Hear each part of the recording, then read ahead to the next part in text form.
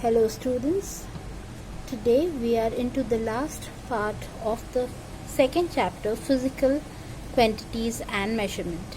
Just a quick recap of what we did last time about the law of flotation. As you all might be remembering, that it is stating that when a body floats in a liquid, the total weight of the body is equal to the weight of the liquid displaced by its immersed part. So the weight of the body will be equal to the weight of the liquid which it is displacing, or that part which is immersed is displacing. And there were two kinds of forces that we read, that is weight of the body, which is always acting downwards, and the buoyant force, which is always a upward force. And we had read about the three cases. Now based on that, today I am going to tell you some applications of flotation. Now first one is working of a submarine. You all might be assuming or thinking what a submarine is. Submarines are generally watertight boats that can travel under the water, and they're specially designed for use in the Navy. And submarines are having a water tank in them which is filled with water, so that the submarine becomes heavier.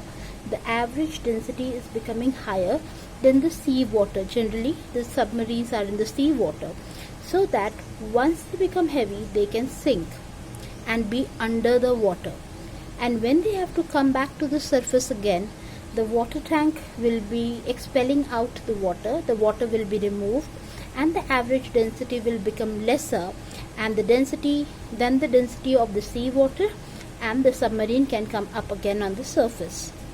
That uses the concept of flotation. Next is the icebergs. You all might have seen icebergs.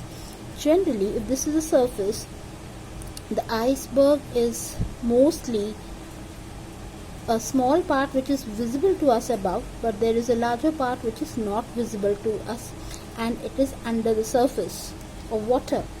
So generally icebergs are the big ice pieces that float in the water, and its density, as ice, it is made up of ice, so the density of ice is generally less than the density of water, thus making them float.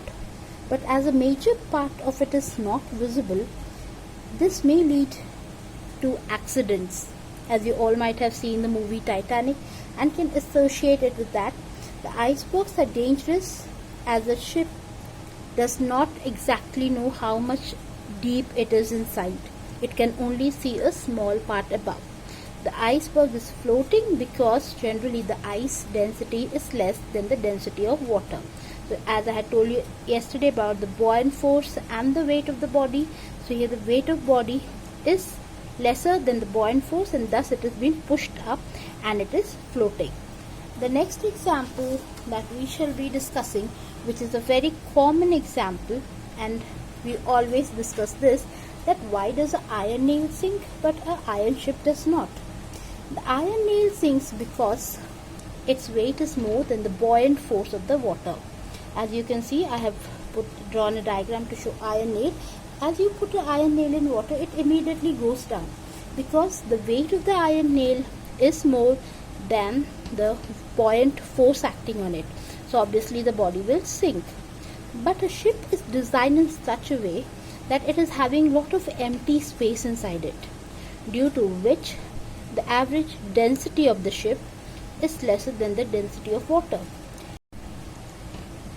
So as you can see in the diagram, the ship will float on the water because of the empty space inside the ship. This will make the density of the ship lighter, and the ship will be able to sail on water.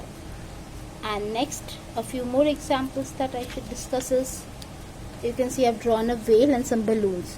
Now the whale is having an air bladder inside the body, which I have not shown here, which helps the whale to come to the surface and also sink into the water. So it can fill the air in its air bladder, which will make it lighter than the water in which it is swimming, and it can easily come to the surface. Similarly, when it wants to go down inside the water, it will lose more air and it will go down. Similarly, you might have seen hydrogen and helium balloons which are generally always moving in the upward direction because their buoyant force is larger than the weight of the body. The weight of the balloon is always lesser than the buoyant force of the air. So if you leave a air balloon or the balloon filled with particularly hydrogen and helium gases, because they are lighter than air, they will start moving in the upward direction and the balloon will rise because the resultant force acting on them will be vertically upward. That is, buoyant force is more than the weight of the balloons. So with these simple examples, I am very sure you might be able to understand how the flotation and the concept of buoyant force and weight of the body helps in the movement of many things around us. Thank you.